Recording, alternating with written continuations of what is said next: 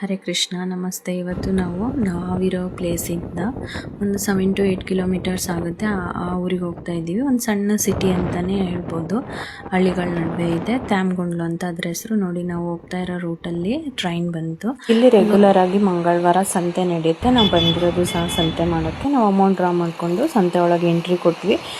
ನಾವು ಕೆಲಸ ಮುಗಿಸ್ಕೊಂಡು ಹೋಗೋದ್ರಲ್ಲಾಗಲೇ ಈವ್ನಿಂಗ್ ಆಗೋಗ್ಬಿಟ್ಟಿತ್ತು. ಆದರೂ ತುಂಬ ರಶ್ ಇತ್ತು. ನಾನು ಪ್ರತಿ ಸರಿ ಸಂತೆಗೆ ಬಂದಾಗಲೂ ಒಂದು ರೌಂಡ್ ಹಾಕ್ಬಿಟ್ಟು ಆಮೇಲೆ ನನಗೆ ಬೇಕಾಗಿರೋ ಐಟಮ್ಸ್ ತೊಗೊತಾ ಹೋಗ್ತೀನಿ.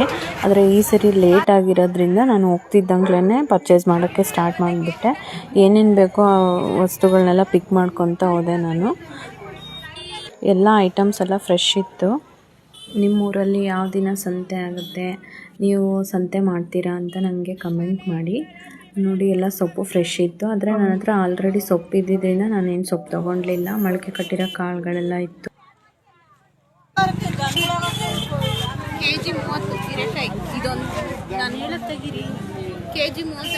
ನನಗೆ ಇವತ್ತು ವಿಡಿಯೋ ಮಾಡಿರೋದು ನೋಡಿ ಹೆಂಗೆ ತೆಗ್ದಿದ್ದಾರೆ ಅಂತ ನೋಡಿ ಕಮೆಂಟ್ ಮಾಡಿ.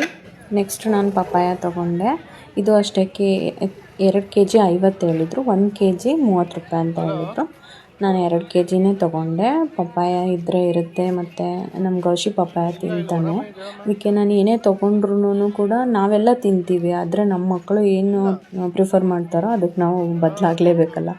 ಅದಕ್ಕೆ ಅವ್ನಿಗೆ ಏನೇನು ಇಷ್ಟನೋ, ಯಾವ ತರಕಾರಿ ವೆಜಿಟೇಬಲ್ಸ್ ತಿಂತಾನೋ, ಫ್ರೂಟ್ಸ್ ತಿಂತಾನೋ ಅದನ್ನು ನಾನು ಸೆಲೆಕ್ಟ್ ಮಾಡಿ ಅದರಲ್ಲೇ ತೊಗೊಳ್ತಾ ಹೋಗಿದ್ದೀನಿ. ಆಮೇಲೆ ಫ್ರೂಟ್ಸ್ ಎಲ್ಲ ಚೆನ್ನಾಗಿತ್ತು. ಆದರೆ ನನಗೆ ಸಿಂಗಲ್ ಫ್ರೂಟ್ಸು ಬೇಡ ಆಗಿತ್ತು. ಯಾಕಂದರೆ ನಾನು ಈ ಸರಿ ಮಿಕ್ಸ್ ತೊಗೋಬೇಕು.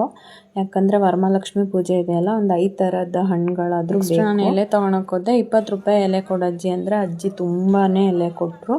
ಅಂಗಡಿಲೆಲ್ಲ ಬರೀ 5 ರೂಪಾಯಿಗೊಂದು 2 ಅಷ್ಟೇ. ನಾವು ಮಾಲ್ಗೆ ಏನಾದರೂ ಇಲ್ಲ ಡಿಮಾರ್ಟ್ ಆ ಥರ ಎಲ್ಲ ಏನಾದರೂ ತೊಗೊಳ್ಳೋಣ ಅಂತ ಹೋದರೆ, ಒಂದು ಐಟಮ್ಗೆ ಹೋದರೆ ಅದ್ರ ಜೊತೆ ಒಂದು 6-7 ಐಟಮ್ ಆ್ಯಡಪ್ ಮಾಡ್ಕೊಂಡು ತೊಗೊಂಡು ಬರ್ತೀವಿ. ಆದರೆ ಇಲ್ಲಿ ಆ ಥರ ಇಲ್ಲ. ಯಾವ ಪ್ರಾಡಕ್ಟ್ಸ್ ಬೇಕೋ ಅದಷ್ಟೇ ಪಿಕ್ ಮಾಡ್ಬೋದು. ಮನಿ ಸೇವ್ ಆಗುತ್ತೆ. ಹೆಣ್ಮಕ್ಳಿಗೆಲ್ಲ ಚಿಕ್ಕ ವಯಸ್ಸಿಂದ ಒಂದು ಹ್ಯಾಬಿಟ್ ಬಂದುಬಿಟ್ಟಿರುತ್ತೆ. ಅದು ಅಮ್ಮನಿಂದ ಅಜ್ಜಿಯಿಂದ ಮಾರ್ಕೆಟಿಗೆ ಹೋದಾಗ ಯಾರು ಎಷ್ಟೇ ರೇಟ್ ಹೇಳಿದ್ರು ಅದಕ್ಕಿಂತ ಕಮ್ಮಿ ಕೇಳದೆ ನಮಗೆ ಒಂಥರ ತೃಪ್ತಿ ಸಿಗುತ್ತೆ. ಅವರು ಅಷ್ಟೇ ಕಮ್ಮಿ ಕೇಳ್ತಾರೆ ಅಂತಲೇ ಸ್ವಲ್ಪ ಜಾಸ್ತಿ ಇಟ್ಟಿರ್ತಾರೆ. ಚೌಕಾಸಿ ಮಾಡಲೇಬೇಕು, ಸಂತೆ ಎಲ್ಲೋಗಲಿ. ಅದು ಅಲ್ಲಿ ನಮಗೆ ಅವ್ರೇನು ಕಮ್ಮಿ ನಮ್ಮ ಅಮೌಂಟಿಗೆ ಒಪ್ಕೊಂತಾರಲ್ಲ, ಅವಾಗ ಅದರಲ್ಲೊಂಥರ ಖುಷಿ ಹೇಳೋಕ್ಕಾಗಲ್ಲ. ಬಟ್ ಅದೆಲ್ಲರಿಗೂ ಒಂದು ಹ್ಯಾಬಿಟ್ ಇರುತ್ತೆ, ನನಗೂ ಇದೆ. ಮಿಕ್ಸ್ ಫ್ರೂಟ್ ತೊಗೊಂಡ್ವಿ. 150 ಹೇಳಿದರು.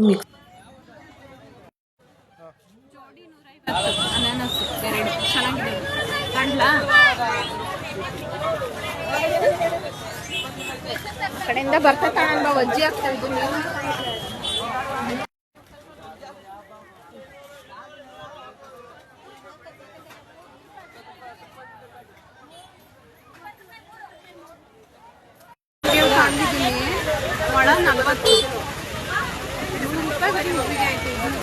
ಚಿಕ್ಕ ವಯಸ್ಸಲ್ಲಿ ನಮ್ಮ ದೊಡ್ಡಮ್ಮ ಊರಿಗೆ ಹೋದಾಗ ಅಲ್ಲಿ ನಾನು ಸಂತೆ ಮಾಡಿದ ನೆನಪು. ನಮ್ಮ ದೊಡ್ಡಮ್ಮ ನಮ್ಮನ್ನ ಜೊತೆ ಕರ್ಕೊಂಡು ಹೋಗ್ತಾಯಿದ್ರು, ಬ್ಯಾಗ್ ಎಲ್ಲ ಇಟ್ಕೊಳಕ್ಕೆ, ತಿಂಡಿ ಕೊಡ್ಸೋಕ್ಕೆ. ಸಂತೆಬೆನ್ನೂರು ಅಂತ ಇದೆ ದಾವಣಗೆರೆ ಹತ್ರ. ಅಲ್ಲಿ ರೆಗ್ಯುಲರ್ ಆಗಿ ಸಂತೆ ನಡೆಯುತ್ತೆ. ಸೊ ಅದೇ ಫೈನಲ್ ಅಂದ್ಕೊತೀನಿ. ಮತ್ತೆ ನಾನೆಲ್ಲೂ ಸಂತೆ ಮಾಡಿಲ್ಲ.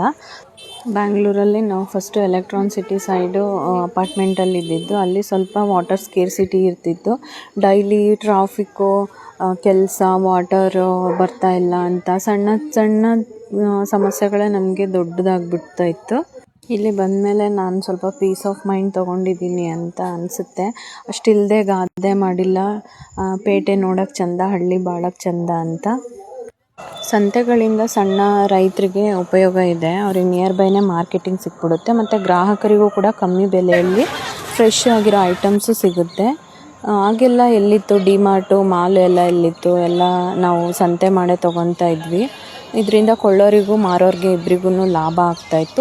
ವಾರ ಸಂತೆ ಮಾಡೋದ್ರಿಂದ ಅವ್ರಿಗೆ ಒಂದು ಮಾರ್ಕೆಟಿಂಗ್ ನಿಯರ್ ಬೈ ಸಿಗ್ತಿತ್ತು.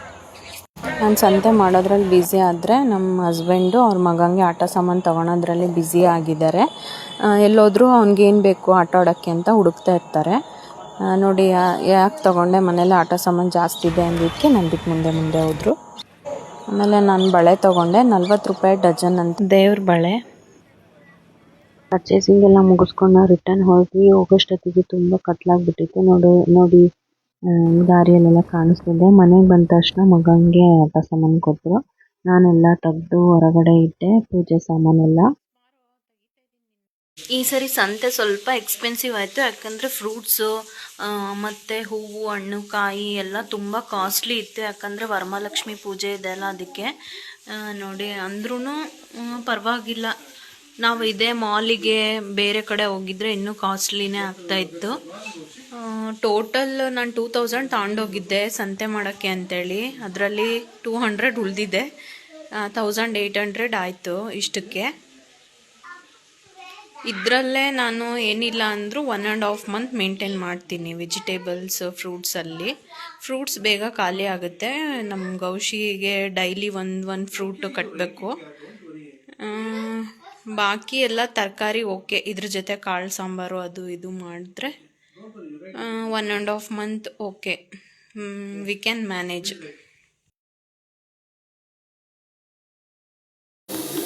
ಪ್ರತಿಯೊಂದು ಸಾಮಾನು ತಗೊಂಡಿರೋ ವಿಡಿಯೋ ತೆಗಿಯೋಕ್ಕಾಗಿಲ್ಲ. ಕೆಲವೊಂದು ಸೆಲೆಕ್ಟೆಡ್ ಕ್ಲಿಪ್ಸ್ ಮಾತ್ರ ನಾನು ಹಾಕಿದ್ದೀನಿ. ಯಾಕಂದರೆ ತುಂಬ ಬ್ಯಾಕ್ಗ್ರೌಂಡ್ ನಾಯ್ಸ್ ಇತ್ತು. ಆಮೇಲೆ ವಿಡಿಯೋ ಕತ್ಲಲ್ಲಿ ಬ್ಲಾಕ್ ಬಂದಿತ್ತು. ಅದಕ್ಕೋಸ್ಕರ ನೋಡಿ ಎಲ್ಲ ಸಾಮಾನು ತಂದಿದ್ಮೇಲೆ ನನಗೆ ಸ್ವಲ್ಪ ಹೆಲ್ಪ್ ಮಾಡಿ ಇಬ್ಬರೂ ಫ್ರಿಜ್ ಜೋಡಿಸೋಣ ಅಂತ ಹೇಳಿದ್ಕೆ ಇಬ್ಬರು ಬೇಗ ರೂಮ್ ಒಳಗಡೆ ಬಂದುಬಿಟ್ಟು ಹೋಮ್ವರ್ಕ್ ಬುಕ್ ಓಪನ್ ಮಾಡ್ಕೊಂಡು ಕೂತಿದ್ದಾರೆ.